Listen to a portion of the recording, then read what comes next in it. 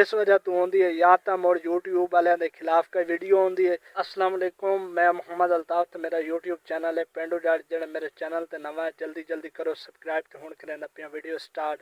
एक भाई का सवाल है कि जड़ा ना अल्ताफ भाई जड़ा ना मैं जो वीडियो पैना तो मेरी वीडियो ऑटोमैटिक डिलीट हो जाती है, ਉਹਦਾ ਕੀ वजह हो सकती है। मैं वो 3-4 वाली पाई है डिलीट कर छोड़िए तो वो वीडियो का मकसद है कि जी वो वीडियो थोड़ी डिलीट होती है वो इस वजह तो होती है या तो मुड़ यूट्यूब वाले के खिलाफ कोई वीडियो होती है। जी यूट्यूब वाले टीम होती है ना, मतलब यूट्यूब वाले टीम जिन्होंने सड़ते मतलब कि एक यूट्यूब इदारा है पिया, ठीक है। तेन गल समझाने वास्ते मैं दस रही हूँ कि यूट्यूब एक इदारा है पिया, ठीक है। अगर उन्होंने खिलाफ वीडियो पैसे तो जो चैक करें तो वीडियो पैना उस तो बाद कोई सेकेंड लग जाते हैं, वो तेरी वीडियो चैक कर रहे होंगे ने भी वो वीडियो से तू के कुछ बोलिया के कुछ नहीं बोलिया, वो तेरी वीडियो चैक करते पे आते हैं। अगर वो खिलाफ तेरी कोई यूट्यूब के खिलाफ कोई वीडियो हो यूट्यूब वाले के खिलाफ तो डिलीट कर दें, या कोई तू कोई ऐसी वैसी गल करे जी उन्होंने ना पसंद हो फिर भी वो तेरी वीडियो डिलीट कर देंगे ने।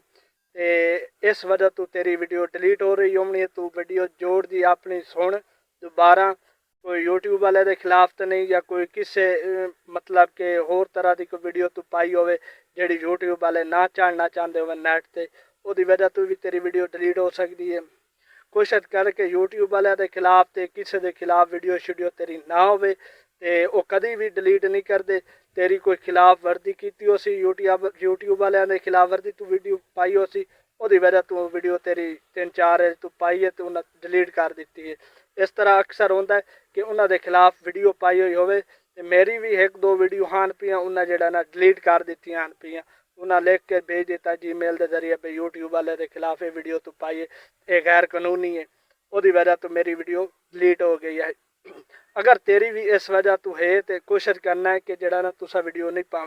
जोड़े छोटे यूट्यूबर हैं मिसाल तौर पर जिवें मैं छोटा यूट्यूबर अजकल यूट्यूब से काम कर रही हाँ, इस तरह के सारे मसले मसाइल बनने तो तुसा कोशिश करनी है कि जड़ा ना उन्होंने खिलाफ वीडियो नहीं पावनी। जेड़ी पावनी है तुसा ओरिजिनल पावनी है या विलोग करना है या जिस तरह की वीडियो पावनी अपनी खास वीडियो पावनी है, ठीक है ना। कोशिश करनी है कि जड़ा ना यूट्यूब के खिलाफ जी यूट्यूब की टीम है ना उन्होंने खिलाफ वीडियो नहीं पावनी ते अपनी ओरिजिनल वीडियो बनाओ, ओरिजिनल ते बना के जड़ा ना तुसा कामयाब हो सो, ठीक है। या किसी फेमस लवन की पारो किसी लोगों को चले जिंदे ढेर अजकल वीडियो चल रही है वो को जाके वीडियो नाल जाके वीडियो शीडियो बनाओ फिर भी तुसा फेमस हो जा सो। कि मैनू तो कई बंदे आख्या भी जड़ा ना तू वीडियो शीडियो बनाने वास्ते किसी सिंगर नू या किसी यूट्यूबर नू मिल तो फिर ज़्यादा तू वायरल हो से। नहीं मैं आख्या नहीं कभी भी नहीं, जो ही होना मैं अपनी मेहनत से होना होके तो इंशाल्लाह कामयाब भी कैसा तुहानू। मेरी वीडियो दे विच दखल पावन वाला आ बंदा है पिया, मैं अगे आख्या यकदम आवाज़ क्यों आई है आ बंदे की वजह